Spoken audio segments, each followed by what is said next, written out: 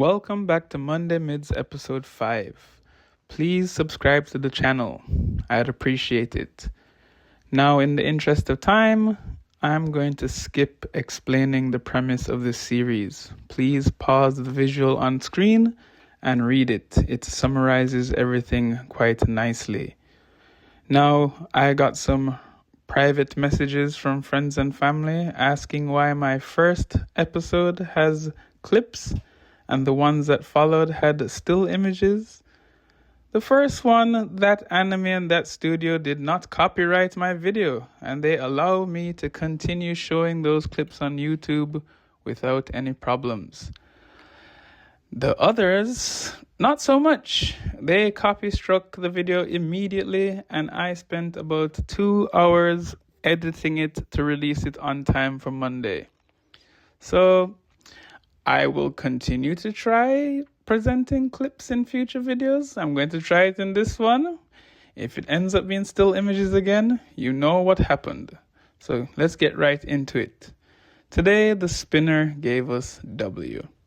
And now, I initially thought that I wouldn't have much options, but there were quite a few.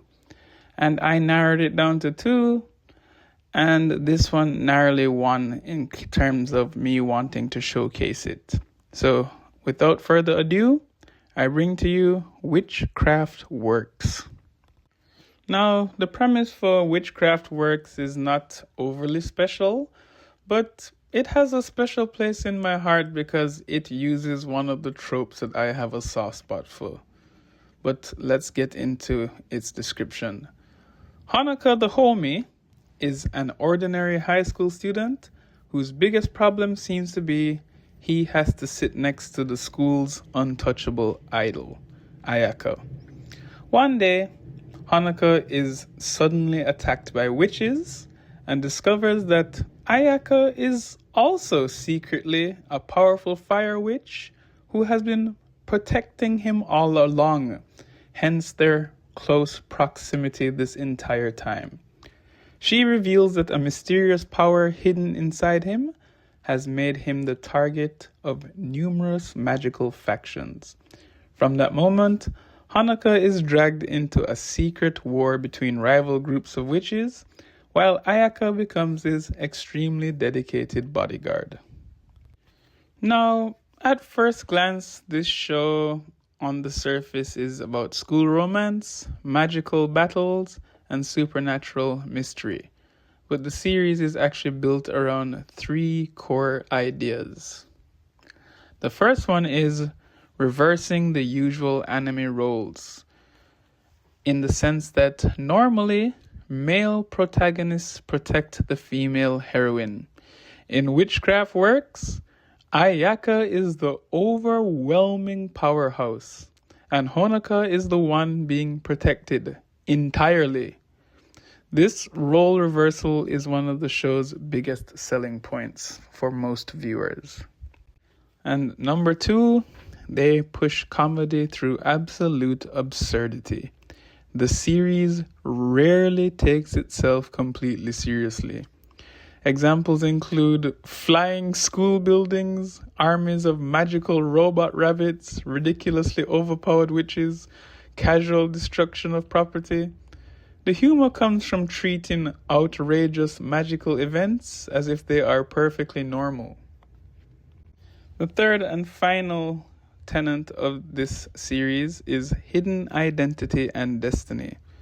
As the story progresses, it becomes clear that Hanukkah is not as ordinary as he appears.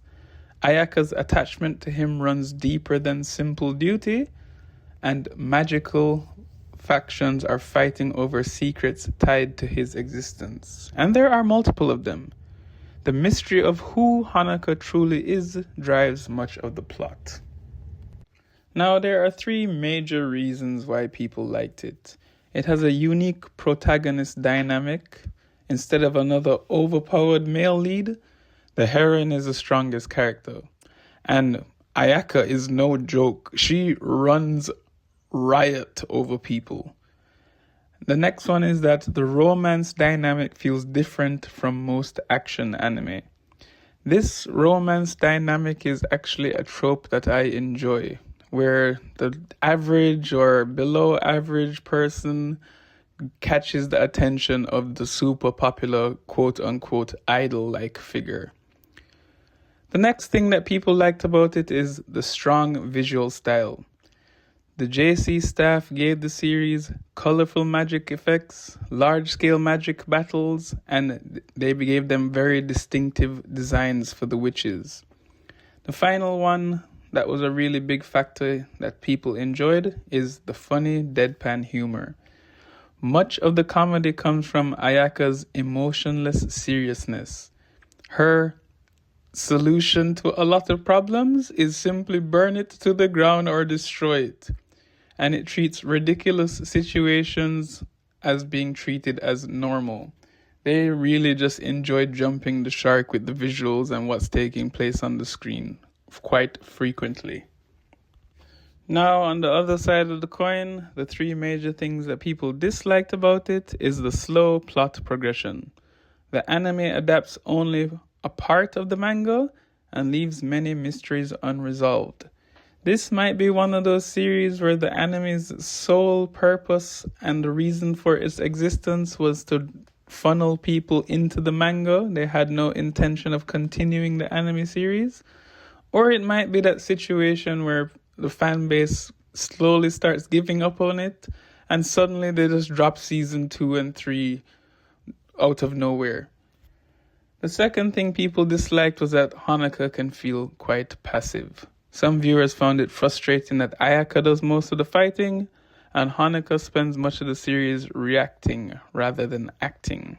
Bro really just got a front seat to the madness that's taking place in his life out of nowhere. The third thing that people did not really like was the dense mythology. There are quite a number of witches, factions, magical rules, and hidden histories. It can be a little confusing early on, and it leaves you feeling like you needed to know the answers, which is probably their intent in funneling you to the manga by presenting so much things and not wrapping all of them up. A simple way to describe Witchcraft works is as follows. It's a supernatural romantic comedy where the most powerful girl in school is secretly a fire witch devoted to protecting an ordinary boy. This boy happens to hold a dangerous magical secret. Now, with the premise out of the way, this plot actually registers a 7 out of 10 for me in terms of that it has some things that I wanted to find the answers to, so I went and read the manga. If you end up doing that, I'll leave it to you to discover what answers lie down that path. So overall, it was interesting, it was funny, and it actually made me pick up the manga. So it's a pretty solid 7 out of 10 in terms of what I enjoy and what I'm looking for in a series. Not much more to say on that. Next, in terms of animation, this is a solid 8 out of 10. The visuals are stunning in a lot of cases, especially during the battles. Like, they really give it good color saturation. They really make the actions look fluid.